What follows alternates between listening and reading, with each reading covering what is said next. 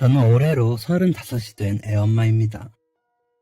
사랑하는 남편과 예쁜 딸아이, 그리고 이제 고등학생이 된 막내 동생과 함께 내 식구가 알콩달콩 살고 있어요. 그런데 사실 제게는 두 가지 비밀이 있습니다. 아니, 비밀이 있었습니다. 불과 얼마 전까지만 해도 꼭꼭 숨기고 살아야 한다고 생각했던 저의 개인 사정들이에요. 첫 번째는 지금의 남편과 제가 재혼으로 맺어진 관계라는 것입니다. 제 인생의 첫 결혼은 불과 20대 중반이라는 어린 나이에 이뤄졌어요. 20살 대학 새내기 시절에 만났던 복학생 선배와 연애를 시작했었고, 그 이후로 5년이라는 시간을 그 사람과 만나며 보냈어요. 대학교를 졸업한 뒤에는 당연한 수순인 양 시까지 올렸고요. 세상에 그 사람처럼 좋은 남자는 없다고 굳게 믿던 시절도 있었죠.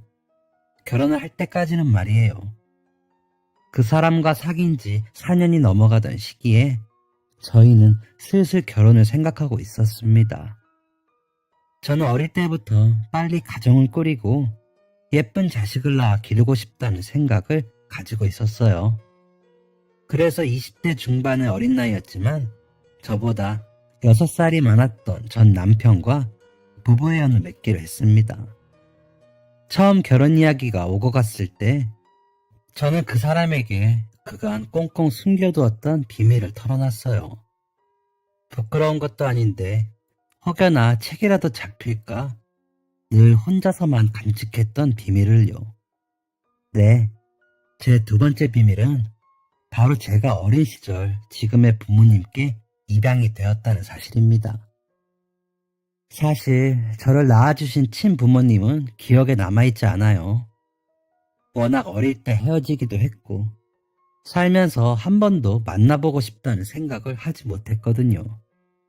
그게 저를 키워주신 부모님에 대한 예의라고 생각하기도 했지만 한편으로는 저를 버린 사람들을 부모라고 생각하고 싶지 않다는 마음이 컸어요. 오히려 양부모님께서는 제가 원한다면 생물학적 부모와 왕래를 하고 지내도 괜찮다고 말씀해 오셨어요. 세상에 피보다 진한 건 없다며 말이에요. 그렇지만 저는 저를 길러주신 두 분이 진짜 제 부모님이라고 여기며 살아왔고 앞으로도 그렇게 살고 싶어요. 두 분이 저를 입양하셨을 때 저는 보육원에서 꽤 나이가 많은 축에 속해 있었어요. 당시 나이가 중학교 3학년이었으니까요. 참 잔인한 말이지만 그쯤 되면 보육원에서도 더 이상 아이에게 좋은 가정을 찾아줄 수 있을 거라는 희망을 갖지 않아요. 그 정도로 커버린 아이들을 데려가고 싶어하는 부부는 잘 없으니까요. 그래서 그 시절에 저는 차라리 혼자서도 어엿한 어른이 될 수 있도록 이런저런 훈련을 받고 있었어요.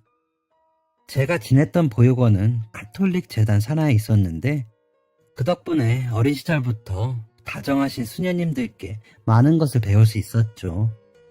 대부분의 가톨릭 수녀원이나 수도원에는 운영 회비를 마련하기 위해 다양한 수공예품이나 식품들을 만들어 팔곤 하는데요. 제가 있었던 보육센터 바로 옆이 수녀원이라 그곳에서 뜨개질하는 방법이나 빵이나 쿠키를 굽는 방법처럼 먹고 사는 데 도움이 되는 기술들을 배울 수 있었어요. 학교를 마치고 돌아오면 언제나처럼 수녀님들 사이에 껴서 도란도란 이야기를 나누며 빵 반죽을 주무르거나 뒷정리를 돕곤 했죠. 그때 수녀님들께서는 제게 입버릇처럼 너는 참 철이 빨리 들었구나 라고 말씀하시곤 했어요. 제가 때를 쓰지도 않고 뭔가를 바라지도 않아서 오히려 마음이 불편하다고 하셨죠. 아직 어리광을 부려도 되는 나이인데 너무나 일찍 어른이 되어버린 것 같다고요. 하지만 당시 저에게는 그 방법밖에 없었습니다. 매번 입양을 원하는 부부가 보육원에 찾아오면 몇몇 아이들은 기대에 부푼 눈으로 그분들을 바라보곤 했어요. 하지만 저는 일찍이 깨달았습니다.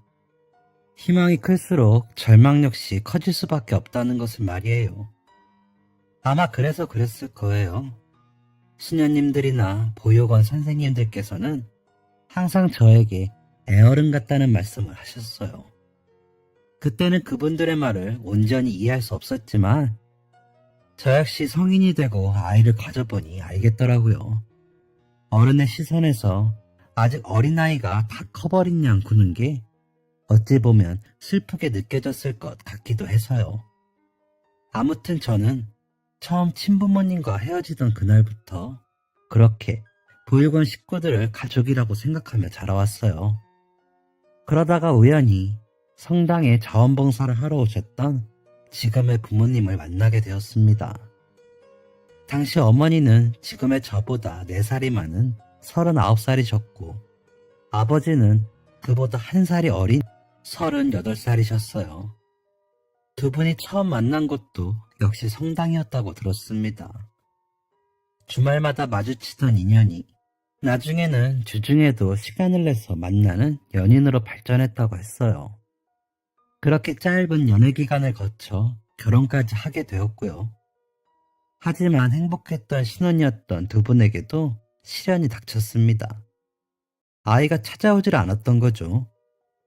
평소 독실한 신자셨던 부모님은 아직 때가 아닌 것 뿐이라고 서로를 달래며 버티셨다고 해요.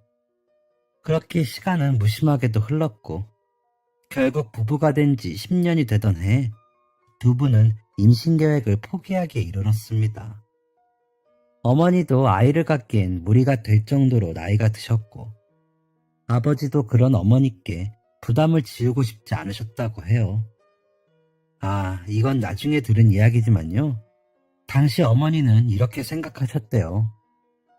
나에게는 자녀를 갖는 기쁨이 허락되지 않았지만 적어도 부모를 갖는 기쁨이 무엇인지 모르는 아이는 없었으면 좋겠다. 라고요. 두 분께서 제가 있던 보육원으로 봉사를 오시게 된 계기도 바로 그런 마음 때문이었다고 해요. 낳고 기른 것만이 가족이 아니라고.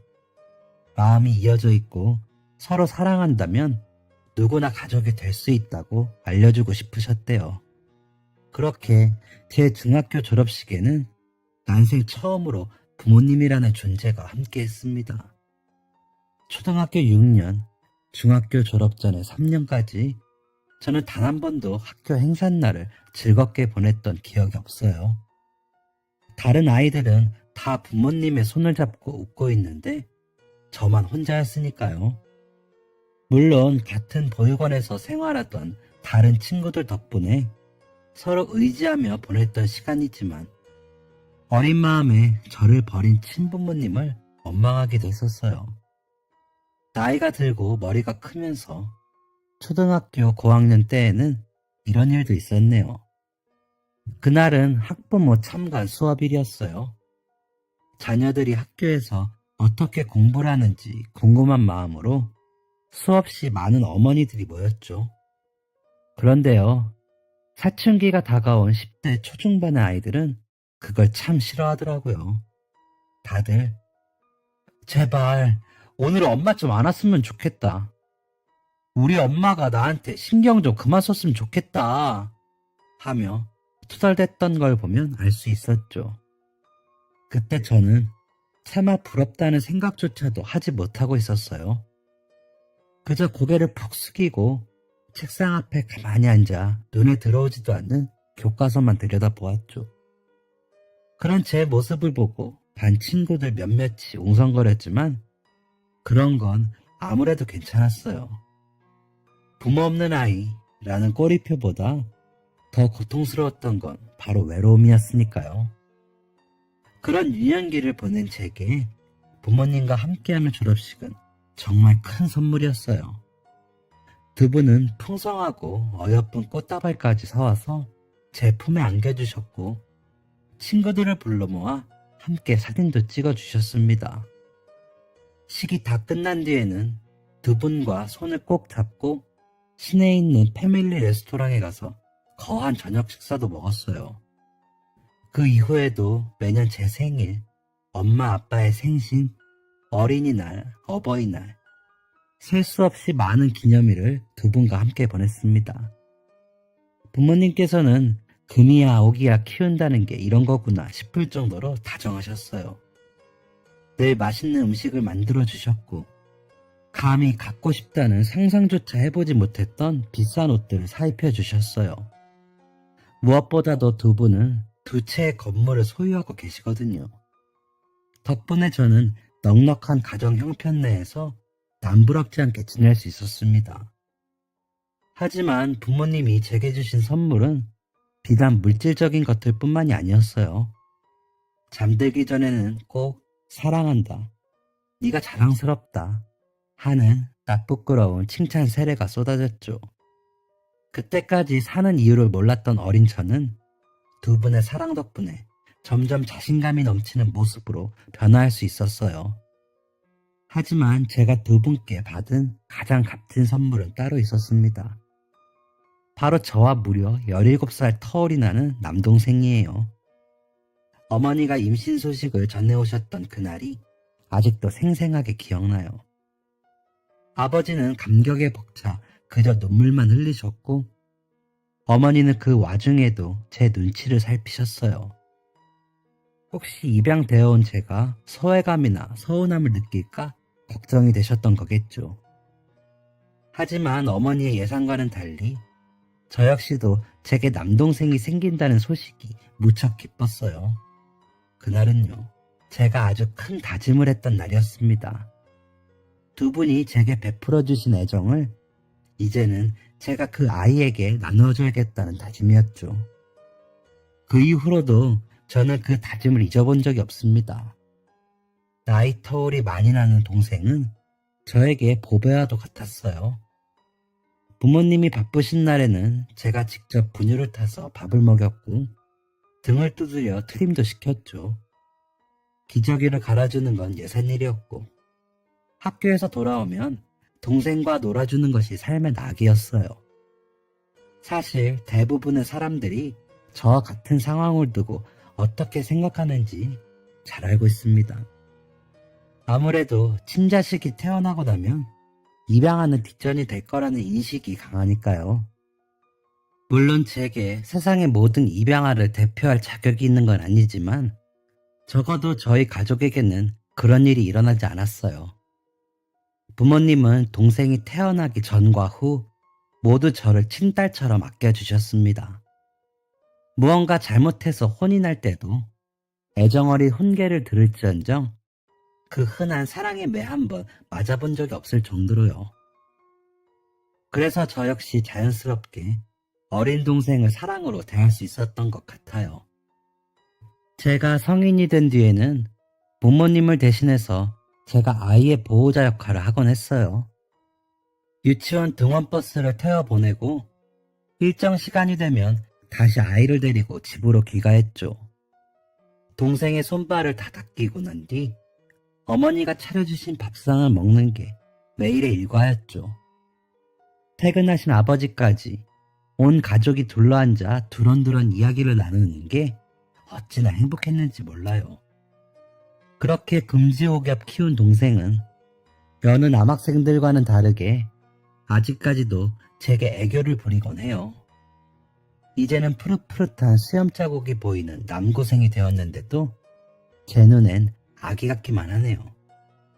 당연히 동생 역시도 제가 입양되어 왔다는 사실을 알고 있어요. 하지만 그 사실이 저희 남매를 불편하게 만든 적은 한 번도 없습니다. 그 아이에게 저는 언제나 든든한 누나이고 제게 그 아이는 언제나 사랑스러운 동생이니까요. 동생은 지금 꿈을 이루기 위해 서울로 올라와 저희 집에서 함께 지내고 있어요.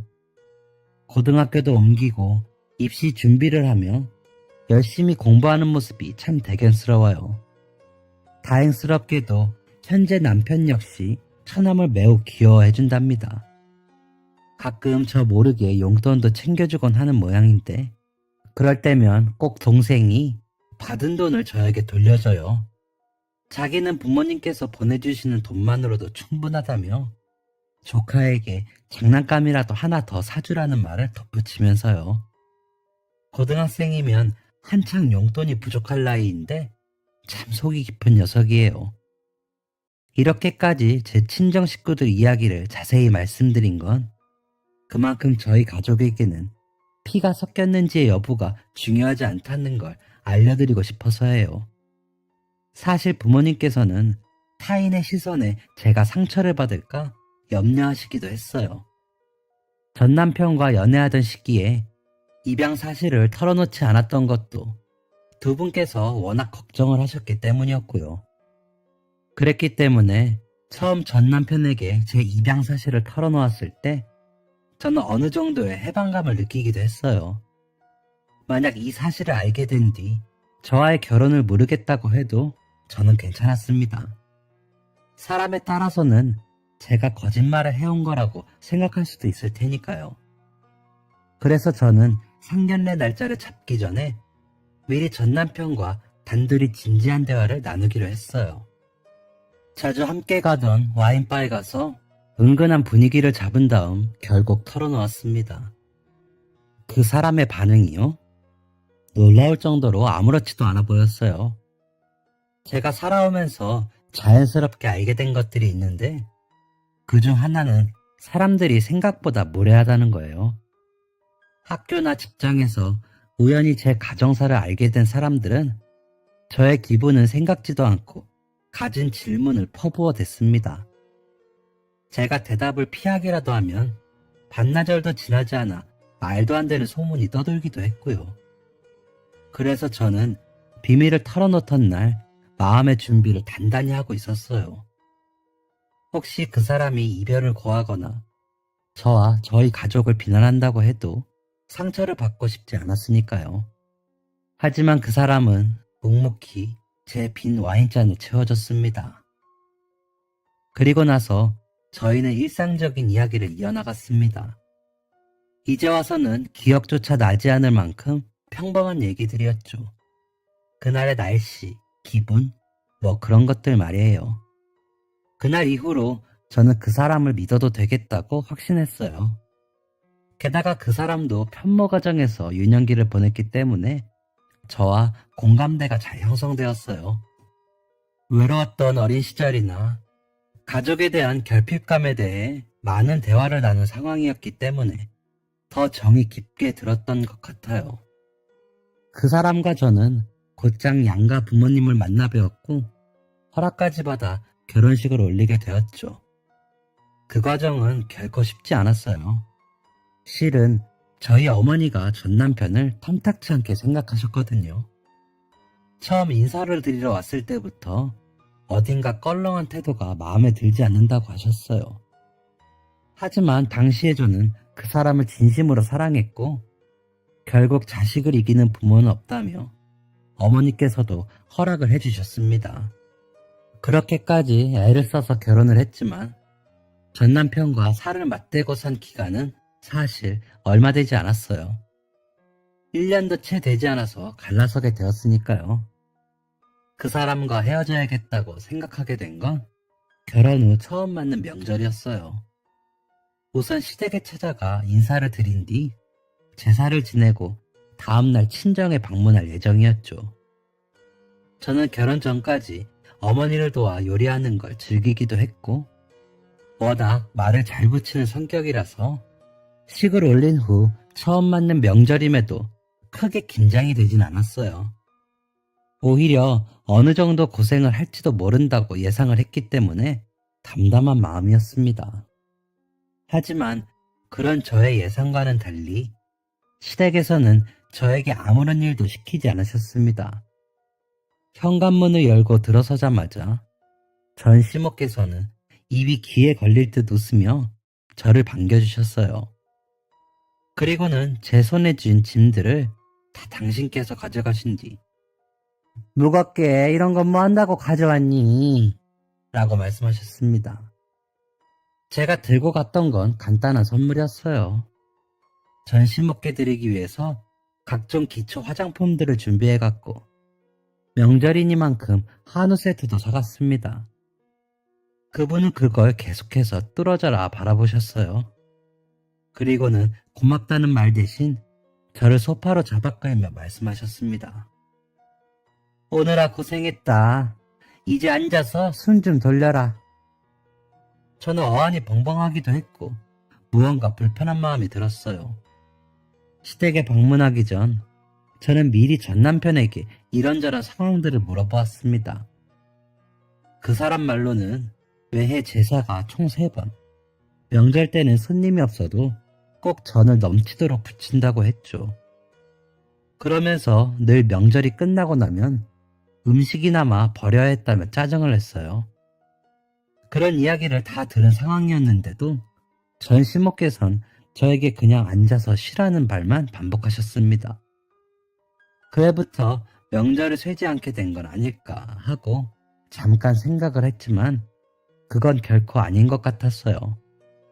주방에서는 고소한 기름 냄새가 솔솔 풍겨오고 있었고 전 시모의 옷에도 밀가루며 날계란 같은 것들이 묻어 있었으니까요. 게다가 전 남편에게는 누나가 한 분 있었는데요. 그때는 그분이 결혼을 하지 않은 상황이어서 시댁에서 지내고 계셨어요. 전 시모는 오히려 따님을 닥달하며 음식을 만들도록 시키셨습니다. 그 묘하게 불편했던 분위기가 아직도 생생하게 기억나요.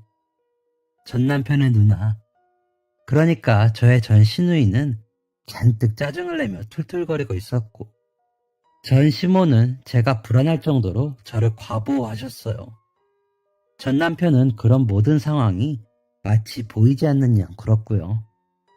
부엌에서는 계속해서 딸그락거리는 소리, 한숨소리, 짜증 섞인 중얼거림이 들려왔지만 전 남편과 전 시모는 신경조차 쓰지 않았어요. 전 시모는 제 옆에 딱 붙어 앉아서는 연신 질문을 퍼부으셨죠. 처음에는 아주 평범한 질문들이었어요. 오는 길이 힘들진 않았는지, 신혼생활은 어떤지, 그리고 자녀 계획에 대해서도 물어보셨던 것 같아요. 그런데 점차 시간이 지날수록 전 시모와의 대화는 이상해지기 시작했습니다. 그분께서는 집착에 가까울 정도로 저희 집안의 재산에 대해 물어보셨어요. 처음에는 고지고대로 대답을 해드렸지만 저희 부모님이 돌아가시게 되면 제 몫으로 남겨질 유산에 대해 물어보셨을 때는 정말 당혹스러움을 숨길 수가 없더라고요. 결국 저는 말끝을 흐리며 그런 부분에 대해서는 잘 모르겠다고 애둘러 대화를 끝냈어요.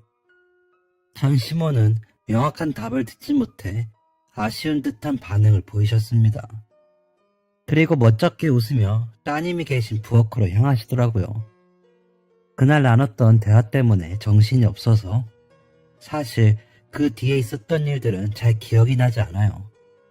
하지만 어쨌든 전 시모는 제가 부엌에도 들어가지 못하게 하셨고 저는 좋은 게 좋은 거라며 어린 며느리를 아껴주시느라 그러셨던 게 아닐까 생각하기로 했습니다. 그렇게 다음날이 되었고 제사를 지내고 난 뒤 저와 전 남편은 친정으로 향했어요.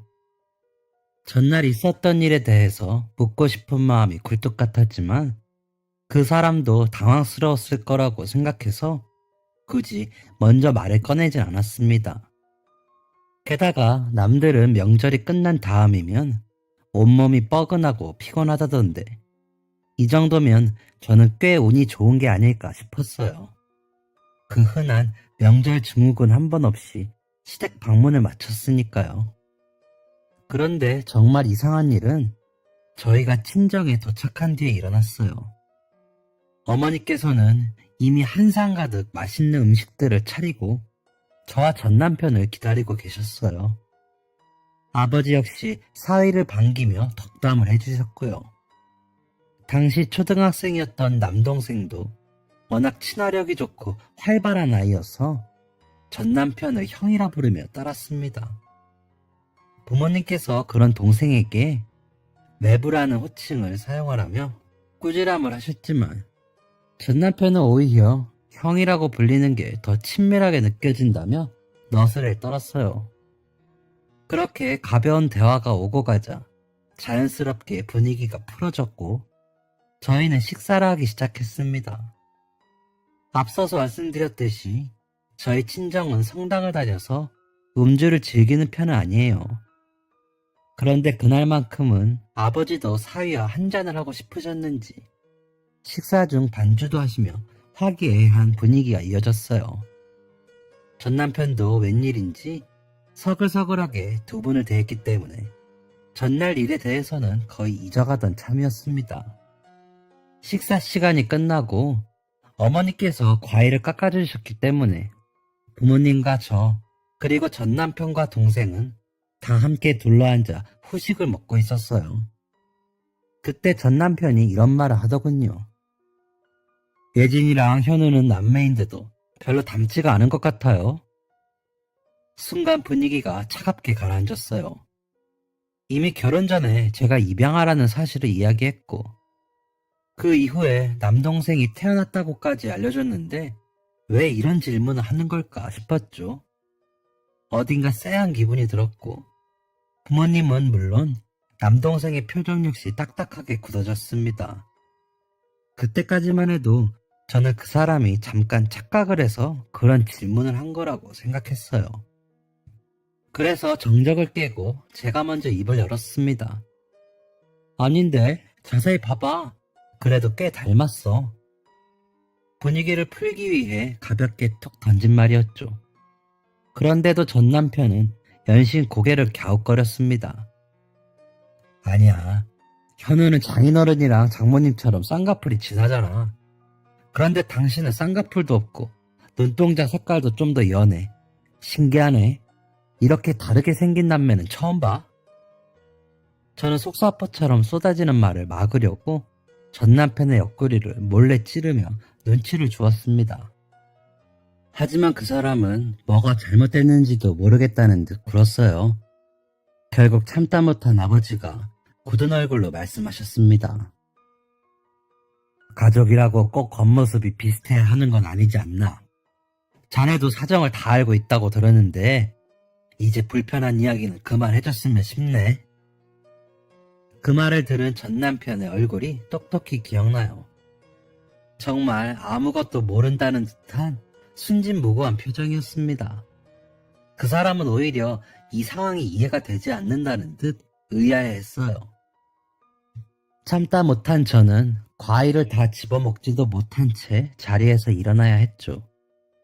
무거운 분위기 속에서 억지로 밝은 목소리를 내며 부모님과 동생에게 인사를 건넸어요. 그리고 아직도 어리둥절해하는 전 남편을 끌고 현관문을 나섰습니다.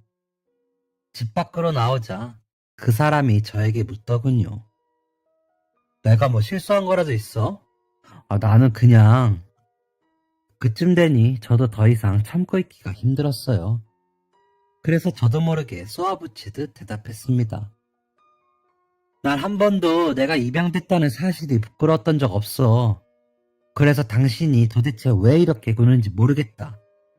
도대체 아까 그런 말 한 이유가 뭐야? 그러자 그 사람의 얼굴이 순식간에 빨갛게 달아올랐어요. 저는 그제서야 그 사람이 저희 가족의 사정을 기억해낸 거라고 생각했습니다. 그리고 사과의 말을 기다렸어요. 하지만 그 사람이 이어서 내뱉은 말은 가히 충격적이었습니다. 입양? 당신 입양됐어? 그걸 왜 지금 말해? 나중에 안 사실이었지만 제가 입양 사실을 고백했던 날 그 사람은 많이 취해 있었다고 하더라고요. 평소 술을 아무리 마셔도 표정 변화 하나 없던 사람이라 저는 미처 그 사실을 몰랐고요. 편한 분위기 속에서 집안 사정을 잘 털어놨다고 생각했던 건 저만의 착각이었습니다. 전 남편은 제가 했던 말을 전혀 기억하지 못했고 결국 저만 입양 사실을 숨긴 꼴이 됐어요. 이후 전 남편의 태도는 급속도로 냉랭해졌습니다. 그날 집으로 돌아가는 길 내내 그 사람은 저에게 말 한마디를 걸지 않았어요. 게다가 그날부터 그 사람은 저와 각방을 쓰고 싶어 했어요. 마치 제가 사기 결혼이라도 한 것처럼 구는 모습에 저 역시 화가 났습니다. 저는 억울한 마음에 결혼 전에 분명히 얘기한 내용이라고 반박했어요. 하지만 그 사람은 연신 고개를 저으며 저와 저희 부모님을 사기꾼으로 몰아갔습니다. 새벽이 다 되도록 언성을 높여 싸웠고 결국 그 사람은 집을 나가버렸어요. 혼란스러운 마음이 들었고 도대체 왜 이런 상황이 벌어진 건가 속상해서 그저 눈물만 흘렀습니다. 다음날 아침 어머니께서 걱정스러운 목소리로 전화를 걸어오셨어요. 친정에서 그렇게 나간 다음 미처 안부 전화를 드리지 못했거든요. 어머니는 제 목소리가 떨리는 걸 들으신 건지 결국 저와 함께 울기 시작하셨습니다. 당신 잘못은 하나도 없는데 계속해서 저에게 미안하다는 말만 반복하셨어요. 엄마가 너를 낳지 못해서 미안하다. 너에게 자꾸 상처를 주게 되는구나. 하며 한숨을 쉬시더라고요. 그 말을 들은 저 역시도 소리를 내며 울어버렸고요. 결국 시댁에서도 연락이 왔습니다. 전 시모는 이전과는 180도 달라진 목소리로 저에게 역정을 했어요. 어떻게 그런 큰 사실을 숨기고 결혼을 할 수가 있냐며 언성을 높이셨습니다. 심지어는 배 아파 낳은 자식이 아니니 빨리 털어내고 싶어 일찍 시집을 보낸 게 아니냐는 말씀까지 하시더라고요. 그쯤 되자 제 마음속에서도 이제 그 사람과의 인연을 정리해야겠다는 생각이 들었어요. 저와 그 사람은 결국 1년도 채 되지 않아 갈라서게 되었습니다. 신혼집은 제 명의였기 때문에 전 남편은 자기 집만 빼서 나가버리더라고요. 그리곤 일주일이 넘는 시간 동안 연락이 두절되었습니다. 피가 마르는 것 같았어요. 이 사람이 도대체 무슨 생각인지, 앞으로 제가 어떻게 대처를 해야 할지 하나도 알 수가 없었습니다. 그러다가 그 사람이 집을 나간 지 일주일째 되는 날, 저는 한 통의 문자 메시지를 받았어요. 전 남편으로부터 온 메시지였고, 저와 저희 부모님을 사기죄로 고소하겠다는 내용을 담고 있었습니다. 저는 합의 이혼을 할 생각이었는데, 그쪽에서는 제가 거짓말을 쳤다며 소송을 걸고 싶어 하더라고요. 때문에 저는 변호사까지 선임을 해서 법정 공방을 벌여야 했습니다. 법적으로는 사기 사실을 알게 된 지 6개월 이내에 소송을 걸면 혼인 취소는 물론 위자료까지 물어줘야 한다고 하더라고요. 하지만 그 사람과 결혼 전에 나눴던 대화 내용과 각종 자료들로 사유를 들어 결국 위자료를 배상할 필요는 없게 되었어요. 제 잘못이 아니었으니 당연히 혼인 취소도 되지 않았고 결국 제게는 이혼 경력이 따라붙게 되었습니다. 그런 일을 겪고 나니 심적으로 버티기가 힘들더라고요. 다시는 사람을 믿지 못할 것 같았고 새로운 사랑도 시작할 수 없겠다는 생각이 들었어요. 술 없이는 잠깐의 수면도 취할 수 없던 날들이 이어졌습니다. 결국 직장을 그만둔 것은 물론 몸까지 망가지게 되었고 그런 저를 보다 못한 어머니의 애원으로 신혼집이었던 아파트를 처분하고 본가에 들어가서 살게 되었어요. 그나마도 방에 틀어박혀 끼니도 거르고 매일 울기만 했어요. 지금 생각하면 부모님께 큰 불효를 저지른 셈이죠. 하염없이 망가져가는 딸을 보면서 두 분이 얼마나 속상하셨을지 생각하면 죄송스러운 마음에 눈앞이 아찔해지는 것 같아요. 하지만 가족들의 변함없는 사랑과 노력으로 결국 저는 그 아픔을 극복할 수 있었어요. 꽤 오랜 시간이 걸렸지만 마음의 상처는 점차 아물었고 저는 본가 근처에 다시 일자리를 구해 평범한 일상을 회복하기 위해 노력했습니다. 주말이면 가족들과 다 함께 성당을 찾기도 했죠. 신앙심 덕분인지 그간 불안정했던 마음이 조금씩 나아지더라고요. 그리고 정말 감사하게도 저는 마음의 안정을 위해 찾았던 성당에서 새로운 인연을 만날 수 있었습니다. 바로 지금 저와 살고 있는 인생의 동반자, 현 남편이에요. 현 남편은 워낙 신실하고 심성이 고와서 성당 커뮤니티 안에서도 인기가 많은 사람이었어요. 저희는 함께 봉사활동을 하며 친구가 되었고 몇 년에 걸쳐 점차 가까워졌습니다. 나중에는 서로의 과거와 상처들을 공유하며 위로를 받는 사이가 되었어요. 그리고 결국 연인으로 발전하였고 결혼까지 하게 되었습니다. 지금의 남편은 제가 이혼을 했었다거나 입양하라는 사실로 저를 판단하지 않았어요. 시부모님께서도 처음에는 다소 불편해하셨지만 이제는 저를 아껴주시고 늘 응원해주시는 든든한 가족이 되었죠. 그렇게 다시 신혼생활이 시작되었고 재혼을 한 지 얼마 되지 않아 사랑스러운 딸아이도 가질 수 있었어요. 물론 마냥 행복한 일들만 이어졌던 건 아니에요. 저는 임신 중독증으로 인한 당뇨와 고혈압으로 꽤 오랜 동안 고생을 해야 했어요. 때문에 아이를 낳고 나서 직장에 복귀하는 게 힘들어졌죠. 투병을 하며 동시에 아이까지 돌봐야 하니 다시 마음이 힘들어지더라고요. 그런 저를 위해 저희 부모님께서는 가지고 계시던 건물 한 채를 제 명의로 바꿔주셨어요.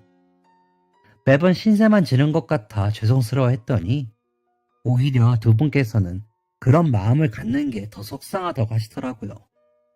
어떻게 부모 자식 사이에 신세를 진다는 말을 할 수 있냐며 다시는 그런 생각조차 하지 말라고 말씀해 주셨어요. 덕분에 지금은 제 명의의 건물에서 월세를 받으며 잘 지내고 있어요. 월세가 넉넉하게 나와서 아이를 키우는 데에도 부족함이 없습니다. 남편도 꾸준히 직장을 다니며 진급까지 성공적으로 해내서 사실은 형편이 꽤나 넉넉한 상황이에요. 너무나 감사한 일이죠. 그러던 어느 날이었어요. 딸아이를 데리고 잠깐 친정에 내려온 참이었죠. 아이를 재우고 어머니와 단둘이 차 한 잔을 마시고 있었는데 어머니께서 조심스럽게 말을 꺼내시더라고요. 전 남편에 대한 이야기였습니다. 실은 이혼 이야기가 나오기 전에 그 사람으로부터 연락이 왔었다고 해요.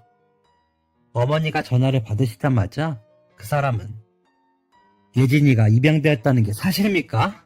하며 따지듯 물었대요. 어머니는 맞다고 숨길 생각은 추워도 없었다고 대답하셨고요. 그러자 그 사람이 대뜸 이렇게 질문을 했대요. 그럼 예진이 몫의 유산은 없는 거나 마찬가지겠네요. 현우도 있고. 아무튼 예진이는 칠갑 외인이니까요. 그 말을 듣자마자 어머니는 뒤통수를 세게 맞은 것 같은 기분이 드셨다고 해요. 그리고 어떤 일이 있어도 그 사람과 저를 떼어놓아야겠다고 다짐하셨대요. 그래서 어머니는 그렇다고 저에게 재산을 물려줄 계획은 없다고 거짓말을 하셨습니다. 그 말을 들은 전 남편은 곧장 전 시모에게 그 사실을 전했고 그렇게 저는 사기 결혼이라는 명목으로 고소까지 당하게 된 거죠. 당시에는 제가 너무 힘들어 보여서 차마 말을 못하셨다고 어머니는 울먹이며 말씀하셨어요. 저희는 또다시 눈물바다가 되어 서로를 끌어안고 위로했고 그렇게 전 남편에 대한 기억은 서서히 사라지는 듯 했습니다. 얼마나 시간이 흘렀을까요? 하루는 부동산에서 연락이 왔어요. 제 소유의 건물 상가 한 곳이 마침 비어 있었는데 그 자리에 들어오고 싶어하는 사람이 있다고 하더라고요. 2평짜리 짜투리 가게라서 그간 세입자가 없었는데 참 다행이다 싶었어요. 그래서 부동산 측에 임대 의사가 있다고 말씀을 드렸고 얼마 뒤 예비 세입자분들을 만나기로 약속을 잡았습니다. 미리 전해들은 말로는 제 또래의 부부라고 하더라고요. 남편이 사업을 하다가 실패했고 아이를 키우는데 형편이 너무 좋지 않다고. 그래서 아내 되는 분이 작게나마 분식집을 열고 싶어하는 상황이라고 했어요. 저 역시 딸을 키우는 입장에서 그분들을 조금이라도 도와드리고 싶다는 생각이 들었습니다. 그래서 월세를 조금 싸게 받기로 마음을 먹고 계약을 위해 부동산을 방문하게 되었어요. 그런데 새로 들어오고 싶어 한다던 세입자는 정말이지 뜻밖의 인물이었습니다. 몇몇 분들은 예상하셨겠지만 그 사람은 바로 제 전남편이었어요. 재혼을 했다는 이야기는 건너 전해 들었는데 고생을 많이 한 모양인지 살이 많이 빠진 모습이었습니다. 부인이라는 사람도 얼굴이 퍼석했고 그 등 뒤에 엎여있는 아이는 연신 울음을 그치지 못하더라고요. 순간 딱하다는 마음이 들었습니다. 그 사람이 저에게 했던 짓들이 떠오르긴 했지만 그래도 사람으로서 연민의 감정이 생기더라고요. 게다가 부인 되시는 분과 어린아기는 아무런 잘못도 없는데 힘들어 보이는 모습에 마음이 안 좋았어요. 불편한 관계이긴 하지만 그래도 좋은 마음으로 임대를 내주려던 참이었습니다. 갑자기 전 남편이 저에게 반가운 척을 하더라고요. 제가 부동산 문을 열고 들어오자마자 저를 알아본 눈치였어요. 예진아, 잘 지냈어? 야, 너 얼굴 폈다? 그 사람은 마치 반가운 친구를 만난 듯 아는 체를 했어요. 그러더니 또다시 선을 넘는 말들이 이어졌습니다. 그때는 너 때문에 고생 좀 했는데 이제는 너를 용서하기로 했다는 둥. 좋은 변호사 써서 위자료도 안 냈으니 월세라도 좀 싸게 달라는 둥. 참기 힘들더라고요. 아내 되는 분에게도 서슴없이 내 전부이냐, 왜 그 사기치고 튄 여자가 있었다고 얘기했었잖아 하며 저를 비난하는 말을 해댔고요. 오죽했으면 중개인님께서 나서서 말릴 정도였으니까요. 화가 났지만 대놓고 응수를 하면 저 역시 똑같은 사람이 되는 것 같아 참았어요. 그리고 넌지시 그 사람에게 물었습니다. 월세 얼마나 깎고 싶으세요? 그 사람의 얼굴에 화색이 돌았어요. 그러면서 갑자기 웬 존댓말이냐며 우리 사이에 너무 차가운 것 아니냐는 헛소리를 늘어놓더라고요. 아니요, 이제 남인데 예의는 지켜야죠.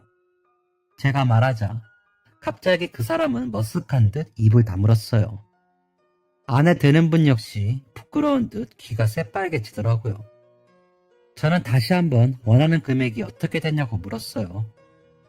그리고 그 사람이 제안한 금액은 10만 원이었습니다. 보증금 2천만 원에 월세 30만 원짜리 가게였는데 10만 원을 깎아달라고 말하는 꼴이 참 어이가 없었어요. 그래서 저는 이렇게 대답했습니다. 아, 10만 원이요? 알겠습니다. 보증금 1억 더 올려주시면 생각해 볼게요. 그 순간 부동산 내에 감돌던 정적이 얼마나 무겁던지요. 잠시 뒤 제 얼굴로 차가운 물이 쏟아졌습니다. 그 사람이 앞에 놓여있던 물컵을 저에게 던진 거예요. 심지어 유리컵이 벽에 맞아 깨져버리면서 파편이 귀에 스쳐 피까지 뚝뚝 떨어지기 시작했습니다. 귓불에 뜨끈한 느낌이 번졌고 곧이어 따끔거리는 통증까지 느껴지기 시작했어요.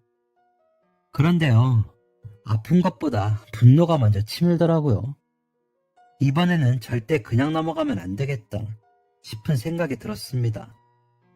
그래서 저는 책상에 놓여있던 서류를 들어 갈기갈기 찢었고 곧바로 휴대폰을 들어 경찰을 불렀습니다. 그 사람은 연신 욕을 퍼부으며 난동을 피우기 시작했어요. 중개인님이 만리를 했지만 역부족이었습니다. 아내분은 결국 참지 못하고 아기를 업은 채 부동산에서 나가버리시더라고요.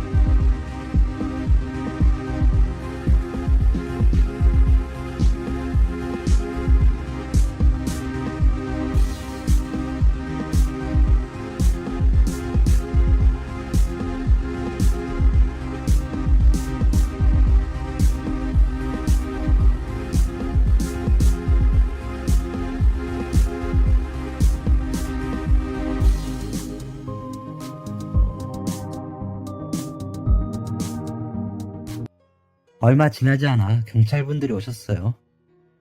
그 사람은 마지막 발악이라도 하려는 건지 경찰이 온 뒤에도 계속해서 고래고래 소리를 질렀습니다. 결국 경찰분들은 그 사람을 연행해 갔고 저 역시도 찢어진 귀를 겨우 거지로 감싼 채 경찰서에 가서 진술서를 써야만 했죠. 책상 앞에 앉아서 어떤 일이 있었던 건지 쓰고 있는데 경찰분께서 그러시더라고요. 원하시면 폭행죄로 고소하실 수 있어요. 유리컵이 흉기로 적용되기 때문에 특수폭행죄가 성립되고요. 지금 현장 증인도 있는 상황이고 부동산 측에서 당시 CCTV 파일을 제공해 주시겠다고 해서 아마 어렵진 않으실 거예요. 혹시 그렇게 진행하고 싶으세요? 그 말을 듣는 순간 말로 형용하기 어려운 감정이 몰려왔어요. 한편으로는 기쁘기도 하고 한편으로는 슬픈 마음까지도 들더라고요. 한때나마 사랑했던 사람인데 왜 그때는 저렇게 못된 사람이라는 걸 몰랐을까 싶었어요. 저는 고소를 진행할 경우 어떻게 처리가 되는지 여쭤봤습니다. 폭행죄의 경우 순전히 피해자가 합의를 해주느냐에 따라 처벌이 달라진다고 하더군요. 때문에 합의금 역시 원하는 만큼 부를 수 있다고 그렇게 말씀을 하셨어요. 잠시 고민을 했지만 역시 그냥 넘어가면 안 될 것 같더라고요. 그래서 고소를 진행하기로 했어요. 어떤 식으로든 엮이고 싶지 않은 사람이지만 이렇게라도 되갚아줘야 속병이 나지 않을 것 같았거든요. 그래서 관련 서류를 곧장 작성하고 돌아왔습니다. 남편에게 이야기하니 잘했다고 하네요. 그러면서 그런 일을 겪을 때 자기가 옆에 있어주지 못해 미안하다고 말하더라고요. 참 착한 사람이에요. 분에 넘치게 고마운 사람이기도 하고요. 지금까지도 전 남편 쪽에서 연락이 오고 있습니다. 처음 며칠간은 일부러 연락을 피하기도 했어요. 제가 과거에 그랬던 것처럼 피 좀 말라봤으면 싶었거든요. 통화가 연결되지 않자 그 사람은 협박은 물론 저주에 가까운 폭언을 담은 메시지를 지속적으로 보내더군요. 변호사님께 여쭤보니 폭행죄에 협박죄까지 더해서 처벌할 수 있다고 해서 곧장 전 남편에게 합의금 관련 문자를 보냈습니다. 1,000만 원을 부르니 그제서야 상황을 파악했는지 잠잠해지더라고요. 그러더니 한번 얼굴을 볼 수 있냐고 면대면으로 사과를 하고 싶다고 합니다. 갑자기 존댓말까지 써가며 굽신거리는 게 참 가짠더라고요. 그래서 그러자고 했어요. 남편이 같이 가주기로 했고요. 혹시 몰라 경찰서 근처에 있는 대형 프랜차이즈 카페에서 만났어요. 그 사람은 저와 남편의 얼굴을 보자마자 냉큼 바닥에 무릎을 꿇더니 고개까지 조아리며 빌더라고요. 잘못했다고. 자기가 너무 다혈질이라서 실수를 했다고. 분명 미안하다고 말하고 있는데 목소리에서는 전혀 반성의 태도가 느껴지지 않아 더 화가 났어요. 당장 상황만 무마하고 넘어가려는 것 같아 뻔뻔스럽기까지 하더라고요. 제발 용서 좀 해달라고. 지금은 먹고 죽으려 해도 그렇게 큰 돈을 구할 수가 없다는데 그냥 딱 잘라서 거절하고 왔습니다. 1,000만 원이 없으면 합의도 없다고. 감옥에라도 들어가서 반성하시라고 말한 뒤 남편 손을 붙들고 가게에서 나와버렸어요. 집에 돌아오니 그제서야 몸이 덜덜 떨리는데 그래도 할 말은 다 한 것 같아 속은 후련하더군요. 이렇게라도 복수를 할 수 있게 되어 참 다행이다 싶어요. 역시 사람이 당하고만 살라는 법은 없는 것 같습니다. 부인과 어린 아이에게 몹쓸 짓을 한 건 아닌가 싶지만 제가 받은 상처에 비하면 아무것도 아니라 생각이 듭니다. 혹시라도 저처럼 사람으로 인해 상처받은 분들이 있다면 너무 힘들어하지 마시고 꿋꿋이 버텨내세요. 하루하루 내 인생에 집중해서 살다 보면 어느새 예전보다 더 단단한 사람이 되어 있을 거예요. 그렇게 잘 사는 게 과거의 괴롭힘에 대한 가장 큰 복수인 것 같아요.